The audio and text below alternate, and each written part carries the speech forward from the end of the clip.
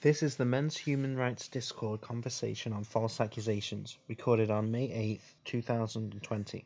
These are the stories of real men who have become the unwitting victims of a modern-day witch hunt. Please be advised that the details of these stories are graphic and unsettling by their very nature, and include topics such as sexual abuse, rape, violence, bullying, and suicide. If any of these will upset you, it may be a good idea not to watch this. Because I'm a guy and because she was a girl, my university expelled me for sexual harassment. There's a false accusation within there, but the false accusation is mostly wrapped around the fact that me speaking out about my own sexual assault is considered sexual harassment. And I faced numerous false accusations across the span of my harassment at my university. I was called a sexual predator, which I have screenshots of. Um, I was stalked around campus, presumably because students felt like they needed to protect other people away from me. I was constantly accused of stalking other students, all of which was proven untrue. Uh, so it was like my story is a prime example of how these accusations can be weaponized against someone that uh, people of privilege or universities do not like. And it was used very nakedly. Like they didn't attempt to hide the fact that they just wanted me to leave. And it's become kind of a nightmare. I don't know if I'm the first. I'm one of the few, if I'm not the first. But I think I'm the only straight male to have an OCR investigation that's gone to the investigation phase and is still ongoing. Yeah. So I was given a quasi gag order by the Cleary Act investigation earlier. But so much time has lapsed for one, and then two, um, I like I was never given an official gag order by a court. They told me they would rather me not speak out about it. The problem is I other parties have been talking about it openly online, and all of my stuff is still online. So it doesn't matter. I would rather just speak out about it at this point. We're also coming really close to 1 year. And it really looks like due to COVID-19, a bunch of other factors, the fact that I'm a guy, the fact that I'm not wealthy, that all of the powers that be are not going to, or are dragging their feet. I'm not a high priority. So if I don't speak out about it, nothing's going to happen. Sorry, what's OCR? The Office of Civil Rights under the Department of Education. So they are actually the organization within the Department of Education that organizes Title IX. Like they adjudicate it, they set the rules, the boundaries, and they're the ones that are supposed to, if something is done improperly, hold universities accountable. One of the big issues on a United States national level is that um, nobody, the OCR is not actually doing their job. Like they very rarely intercede on a civil rights violation on behalf of someone who's accused. And when it does happen, it's almost never a straight guy. So, October 2016, I was sexually assaulted by the female Japanese tutor at my university. My university is Oglethorpe University in Atlanta, Georgia. She was an employee of the university, but she was also a student at the time. This matters later. She is Caucasian. You're gonna be like, why does that matter? But that comes up a bit later. I immediately, because I understood what the rules were for reporting a sexual assault. I immediately reported it to the university. I could not, or I was told immediately by the employee that I spoke with to keep quiet about it, or I would be the one who was expelled. They were very open about the fact that because I was a guy, I would be the one who would be found in the wrong only because of my gender, not because of the other person's actions. To be clear, the sexual assault happened in my apartment, and my attacker got on top of me, continued to touch me, and I had to fight her off. So it was a violent attack that I suffered. After formally reporting it, all of a sudden, all of the clubs, all of the extracurriculars, all of the goodwill, I was an honors student with a near 4.0, with 6 papers up for publication. All of the goodwill suddenly evaporated. Some of the professors backed me and continued to help me come to class and let me do makeup work around dealing with this. But anywhere the administration could interfere with, I was persona non grata on campus. After I spoke out about it publicly, I began getting death threats. I was stalked. My attacker broke into my apartment complex, which she fully admitted during the Title IX hearings that I have recorded. And I reported all of this and was continuously told that the only person who would get in trouble is myself. What they would do is they would bring me into a room, and with all these students that were harassing me, I constantly told these students that, like, I would text them back because I used to be friends with a lot of them. I would go, "Hey, could you please stop telling people I'm a sexual predator? Could you please stop lying about my sexuality? This is the reason why the race mattered. Could you please stop telling all of the Asian students that I have an Asian fetish so that they won't talk to me because my major was in languages and history, focusing on Asian languages. So immersive learning was really important to what I would do, and I was a chaperone for Japanese students around the city on behalf of the university. And this sort of sexual harassment just continued, and I'd be brought into a room with the administrators, and they would say, "Why are you messaging the student? Stop harassing the student." And my messages were always very professional and very clear. And I'd be like, please, I would just be like, please stop. I just want this to end. And they would treat that as if that was harassing. And I would turn it around and go, hey, this is sexual harassment to me. Could you please stop, doing this? Could you please enforce your own conduct code with these other university students? Ignoring the fact that they're all just female, could you just do what your job is? I experienced something similar to that. What happened with you? I'm 15 right now, but last year I was sexually assaulted in my own school. Some of my friends were daring me to date this girl as like a joke. I was single at the time, and I didn't want to take that seriously. I wasn't attracted to her, but I was in a fake relationship with her. I know it's evil of me to say that, but I was doing it as a joke. Then she started acting really violent against me. Even she didn't know it. She would ask for some pictures. She would talk dirty to me unwillingly. I told her to stop.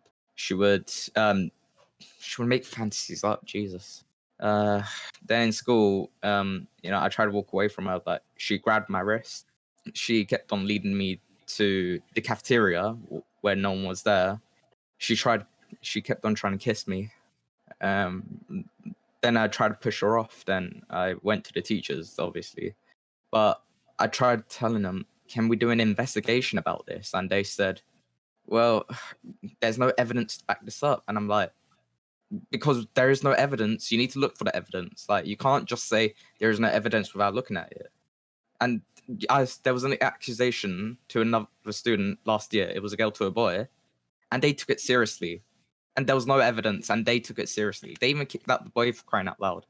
But since I'm a guy, and I was saying that I was sexually assaulted, they didn't even bother listening. It's pathetic.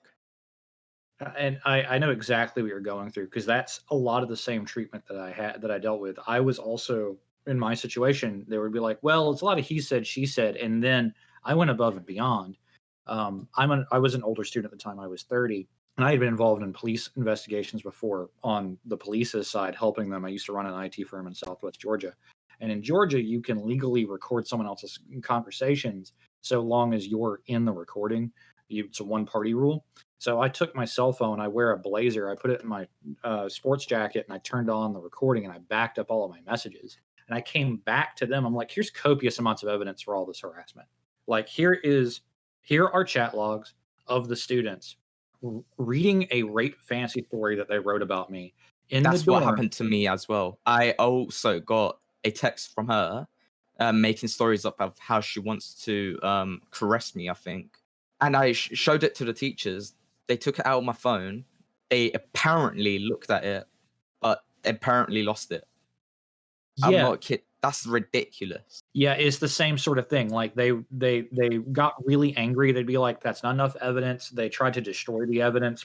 In my case, they thought that the physical hard copies were the only copies, because they'd ask me if it was the only copy all the time, and I gave them a very non-answer. And they were like, we lost it since there's no evidence. I'm like, oh, well, it turns out I have it backed up. Like, I put this on Google Drive and OneNote, and and they got really angry about that. As I went through the Title IX processes later, they learned from the experience that I would back things up and record things, and stopped allowing me to look at like my own report against me They wouldn't let me walk out with stuff. They put me in a room with attorneys and like take away my phone or attempt to take away my phone. I had a backup recording device to record audio with me at the time. And like they wanted to control the information as much as possible. And no matter how much I could prove that this was happening, it was just seen as negative. It was seen as bad. Never was my own safety taken seriously. It was entirely because I was a guy.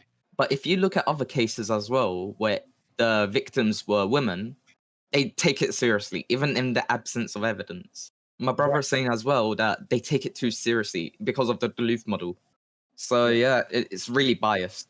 You know, it's just unfair. Yeah, no, and you were exactly right. That's exactly what I faced, and it got crazy. When I started getting death threats, I started contacting the police, and you can see the difference. Whenever I would contact the police about another male student who sent a death threat, I have a full police report for that, or any of their stalking. When I submitted police reports on any of the female students, I literally have a police report that is blank. They put in the code number and the date and time of contact, and they didn't even bother to fill out anything else. It was I mean, I also experienced some stalking from the same girl. Yeah. She would follow me. She would take pictures of me when I'm walking around. She would spread rumors about me. Then I told the teachers, tell her to keep away from me, and they said no. I said check the phone, and they checked the phone. They found photos, and they said it's probably by accident. I'm like, what? Yeah, they don't see what they really mean, which is probably that they have an idea of how the world works, and you don't fit it. So there's often a lot of bias in these cases that's fairly hidden. Part of why it's good to record everything, because they'll lie about it, as you said. I mean, they even told me not to tell other students about my story, and I said why. They said they don't want me to get made fun of. Which, okay, I understand since I'm a guy and I got sexually assaulted, but this is literal repression, since I can't share my story outside or in the school. They're saying what stays in school happens in school, or the other way around. Yeah, I faced the same thing. They told me that I had to absolutely keep quiet about it. I tried to make it I wouldn't say legal. They tried to make it contractual that I wouldn't speak to anybody about what was going on. Of course, the same rules didn't apply to my attacker. Any formal filings I made to her, they wouldn't communicate to the other students, but they held her formal counter filings as gospel, which was insane. In fact, the Title IX in which I was expelled, the process from which I was expelled, she filed after me and they ran hers first. They ran them separately and they didn't want to run the one against her until OCR basically said you have to because the complaint was made. They wouldn't let me submit evidence. They only gave me an advocate in my own defense 24 hours before the hearing started. In my own defense, I did not get one at all against her. The report, when I finally got to see it, which I had to fight to see, was devoid of almost any evidence, and many of the sections are not filled in. I found a way to submit evidence through the response letter portion where you can write a letter, which is intended just to be where you get to complain that your civil rights has been violated so it can be ignored. But there's no limit to the page number or the format. So instead, what I did is I wrote an 80-page counter report with all the evidence and bundled into it. So they had to look at it. One of the panelists continued to refer back to it, and only one of them. And I continue to refer back to all the evidence page by page. I was the only person in the hearing to refer to any evidence whatsoever. If you look at girls doing accusations, they are always believed, no matter what. When it's reversed, it's odd. So something similar to that happened to me, and I can talk about this because it never was actually, the school covered it up. Back in high school, I left the school. I'm 25 now.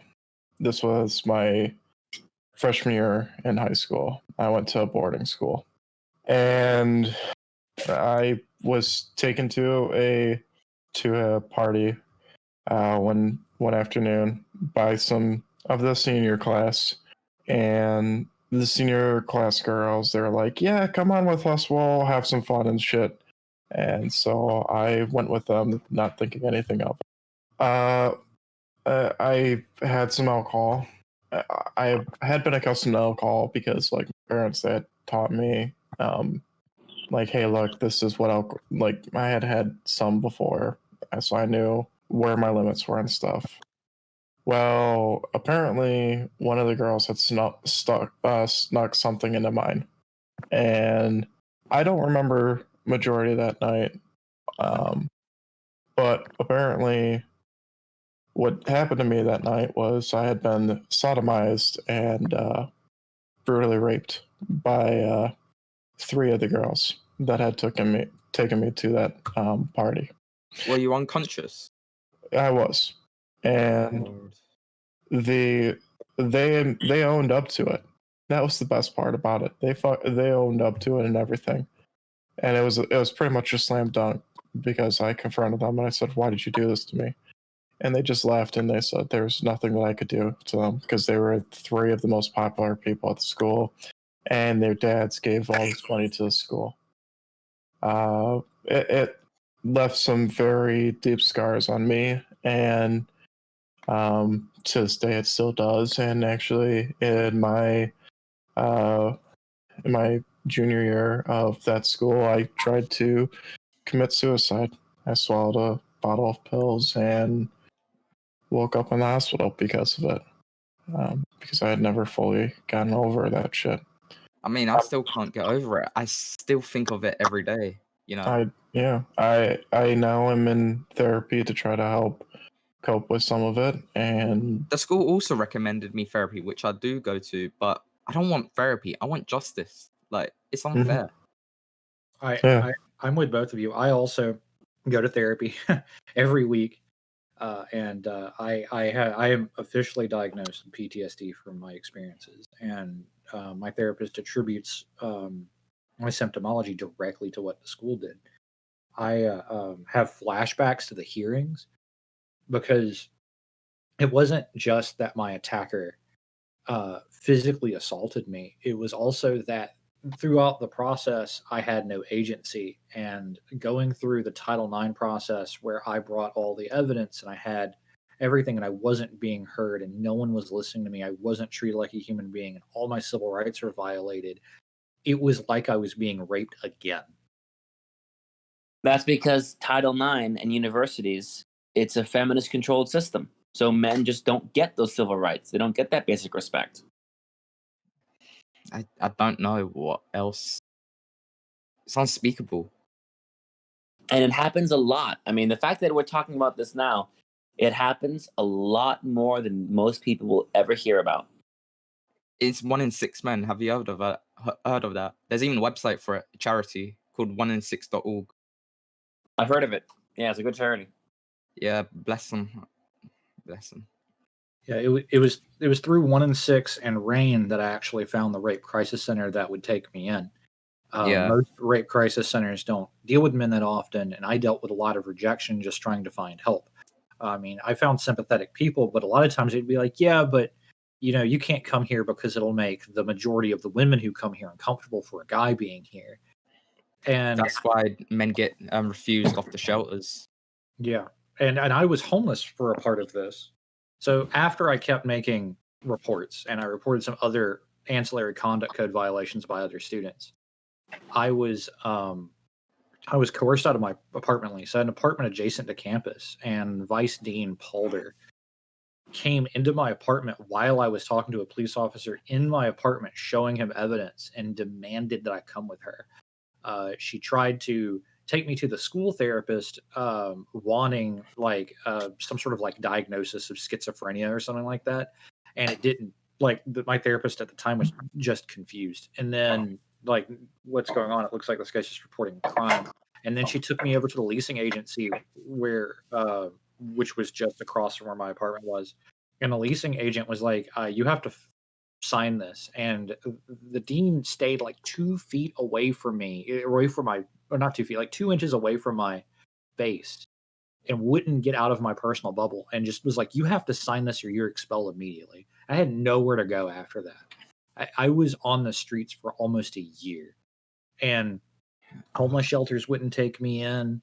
I just couldn't find any support for the longest time. 1 in 6 and RAIN actually got me into a program that helped a lot, but it took so much. And even when I went through it, my therapist is amazing that I found from there. She's great. But when I sat down on the couch the first time, and this is actually she was willing to grow with me. She didn't understand what was going on because I was like the first straight male victim that she had spoken with. And like a lot of the people there were like, so how did he hurt you? Wasn't it he? How did that man treat you in power? It wasn't a man in power. Dean Palder was a woman. Dean Hall was a woman. Almost. School did you go to? I'm sorry? What school? Did you go to public or private university in the U.S.? I went to a private university. Okay, gotcha. I mean, I go to a public secondary school. In England? In the UK? Or? Yeah, okay. UK. I was just asking him because of the Title IX, Title IX, just like private schools do whatever the fuck they want, because they don't have to listen to federal U.S. government guidance. The UK is already biased to men since the for example the rape law. Only males can rape. Not a female cannot be sentenced to rape because they don't even have a penis. In the law book, the legalization.gov.uk or something, or metropolitanpolice.com, they all agree. You can't be sentenced to rape if you don't have a penis. Yeah, it's true in the state of Georgia here in the U.S. as well. However, I will say this: it's actually not true that private universities are completely outside of federal regulations. That's actually the reason why OCR opened an investigation on my behalf, because my university was skirting there are not many, but skirting the few regulations that exist for private universities. Like private universities have to go through this Title IX process and are supposed to be gender neutral within them. Or they risk, the punishment is not closure. The punishment is the inability to access federal money. That sounds like it's a very limited slap on the wrist, but in reality, because of how poorly universities are run, they depend entirely on federally backed grant revenue to stay in the black. So it would be crushing for my university to have that taken away, which is part of why they've fought me tooth and nail. Like after I made the formal complaint and they took it seriously, the gloves were off. They started to aggressively come after me, and that's eventually what led to the expulsion. Before OCR, you lost your case. Yeah. Before you were in college or in like grad school or what? I was in university. Or I'm sorry, okay. I was in undergrad. Did you end up suing the university? I'm in the process of going through that now. One of the weird quirks of the American system is that when OCR actually opens an investigation, as rare as that ever happens, it genuinely surprises anybody who knows about Title IX when they do. You're actually not allowed to open a civil suit during the investigation process. That investigation process has been ongoing since 2018. Who's your lawyer? You need a big Title IX lawyer like Josh Engel from Cincinnati or Andrew Milton from New York. Handle this. I've spoken with Andrew Miltenberg. I've gotten a lot of really good stuff from them, but my problem is that I'm in Georgia. These people, none of these big Title IX attorneys are barred in Georgia, and they need to talk to Josh Engel from Cincinnati. He takes it in almost in every state. He can act as a liaison where he puts his name down, even though he's not barred in Georgia. Yeah, it's called Pro Hoc Vice. The current attorney that I'm working with is working on doing that. I can't talk about that part of it. I absolutely can't talk about like the legal part of the lawsuit part of it, unfortunately. But I have spoken with these people. I know who they are. They've given me a lot of time. So which is good. I had my lawyer was Josh Engel. I spoke to Miltenberg because I'm in the Midwest and I went through a Title IX and I got out of it. I was found not. Yeah, I was in medical school when this happened. It was 2 years ago. Go to public medical schools, so in the U.S. and the Midwest, and I had those big gun lawyers that helped me get out of my case. I had 5 counts of rape, domestic abuse, assault, stalking, an ex-girlfriend. So it's unfortunate you were expelled, but it's something that's probably expected because you go to a private school and they're even worse against men. But I wish you the best because those lawsuit's going to cost a shitload of money. If you've probably already seen the bill. Yes, I'm currently dealing with the fact, how am I going to afford this insanity? And how much are you in the hole? Because I only had 8 months of a lawyer, and I paid $20,000 in cash. I am currently in negotiations about whether or not contingency is a potential option. That's been a lot of my things, but I've already spent thousands of dollars in consultancy fees and stuff like that. So like I'm hurting. Feel bad, man. That fucking sucks. Yeah, and in Georgia there is almost nobody who handles this, and everybody who does handle this handles it before the expulsion happens. What my university did once they made this decision, they railroaded me through it so fast. Like I'm like, all right, cool. So I'm going to go talk to an attorney and get one like actually assigned to me to handle this. And they were like, absolutely no, you're not. We're going to do this tomorrow. And that's literally what they did. And they were very brazen about it. Like, no, we're not going to let you talk to an attorney. We don't want attorneys involved in this. We want you expelled on paper immediately right now.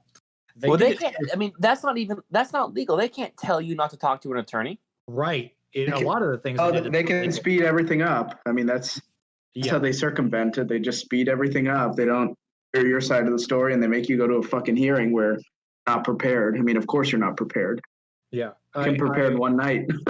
Yeah, no, I literally advocate in 24 hours. I wrote that 80-page counter report and like on no sleep. It like 72 hours before it all was about to happen, and that's how little notice I had. But they ran it through so fast that they made a really huge mistake. They already know, the other party already knows this because they've been told this by the investigators and whatnot. They railroaded it through so fast they forgot that they had entered the expulsion before the hearing process. In fact, they put my expulsion in the system before my attacker counter filed. And the date is on the expulsion letter. Jesus Christ, dumb fucking idiots, man. I know, yeah. So it says right there. It's like why can't you just think, this, you're probably not gonna want to hear this, but why can't you just go to a different college? I can't. Because like for me, I couldn't go to a different medical school to get into medical school after you get kicked out.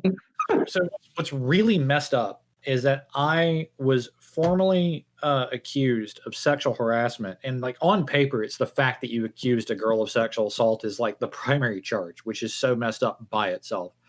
But like the punishment for that was they handed out was heinous. I got a full expulsion. You can't enter in here. You can't talk to anyone. This will be put in the top of your transcript as the first thing another college will see. So they gave me the absolute kiss of death, which they did not do to an actual rapist. It was a student who raped a man who raped a woman on campus, like right when I started. And like they had like video evidence and everything. And the worst they gave that guy after his Title IX hearing is they made it so he missed a season of lacrosse. You can't go to a different state. You can't just enter into a college and say, well, I ask you, have you previously attended any university? Just say no. No, because they see that I'll have that they can find out that you have attended to another university. So that's just even in a college. Yeah. So what they'll do is they will check, and they'll check your financial records to see if you've used any of your financial aid anywhere. That's how they'll know. That's what they really care about, but they'll know. Then they'll be like, well, why doesn't he attend here? And because they put it on the top of my transcript, like that, where it's placed in your transcript matters. There's actually a disciplinary like section of the transcript that that they won't look at and have to specifically ask for. They didn't do that with me. They actually put it on the front just of to it. clarify. Okay, sorry. Just to clarify. So the thing on the top of the transcript, it doesn't say accused of sexual assault. It says that you accused a woman of sexual assault. Like that's the charge that they put on the top of the transcript.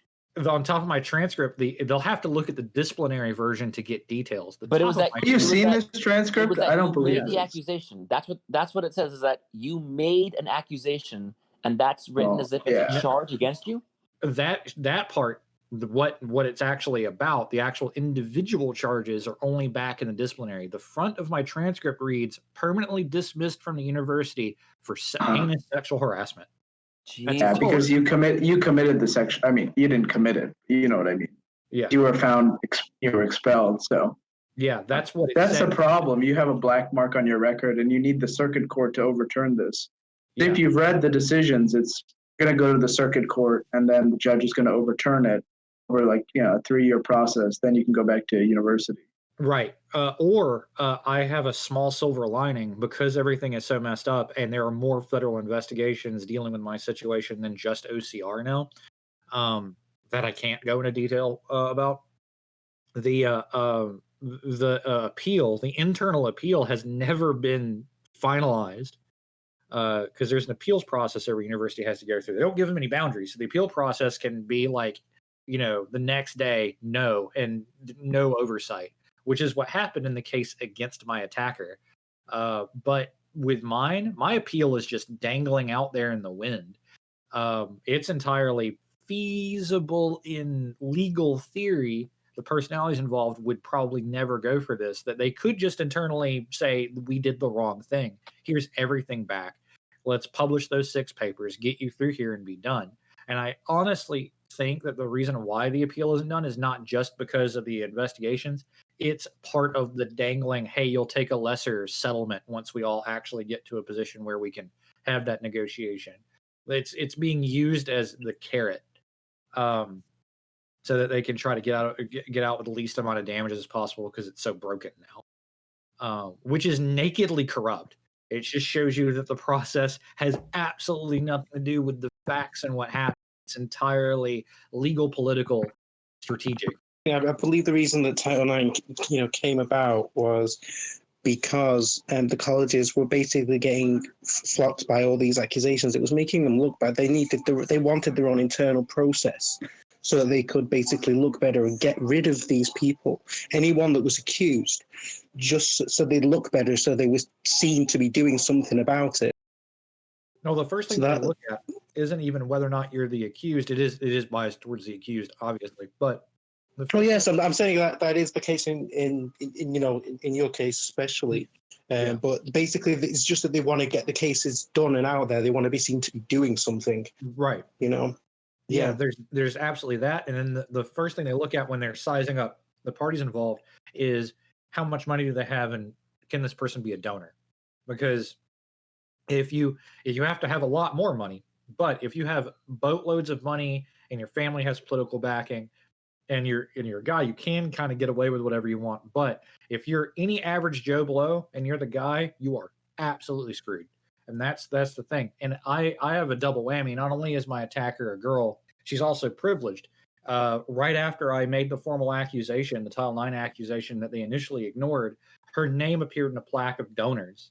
So they immediately paid that bribe right off the bat. They knew exactly what. You countersue her in a municipal at all for making false claims at all? So we've been trying to go back and forth with OCR on whether or not I can file a civil claim against the other students involved. What is OCR? So sorry. The Department of Education Office of Civil Rights. Okay. But why can't you just take her to municipal court? Does she have a restraining order against you? I have a TPO against her. A TPO against her? Yeah, it took so much to win that. I had to so that's good. That's good you have that. Did you depose her or did she depose you? No. And we're stuck because, again, one of the rules is if OCR decides to open an investigation, and again, this almost never happens. This is what makes part of my case so unique, is I'm not allowed to bring any civil charges against anybody. Oh my God, that's fucking stupid. You need to fucking tell OCR to back up because the thing is, you need to depose her. I mean, you need to get her in a room with your lawyer, make her fucking cry and vomit until she tells the truth. Yeah, well, we don't know whether or not we ever can, because again, this is the federal government, and like I said earlier, there's actually more federal investigations involved. The Department of Education has another agency called the Clery Division that handles reporting of crimes, and they got some other 3-letter agencies involved due to other issues of the university.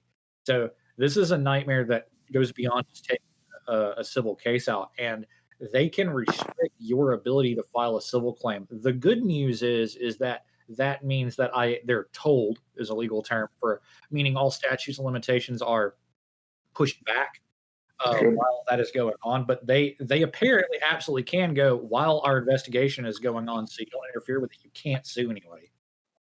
I mean, for me, I couldn't go any further to get a restraining order, since I would need a reason to get a restraining order, or for example, I need an investigation, which they refused. They didn't take me seriously. I said, can I at least contact the police? They said, you're too young.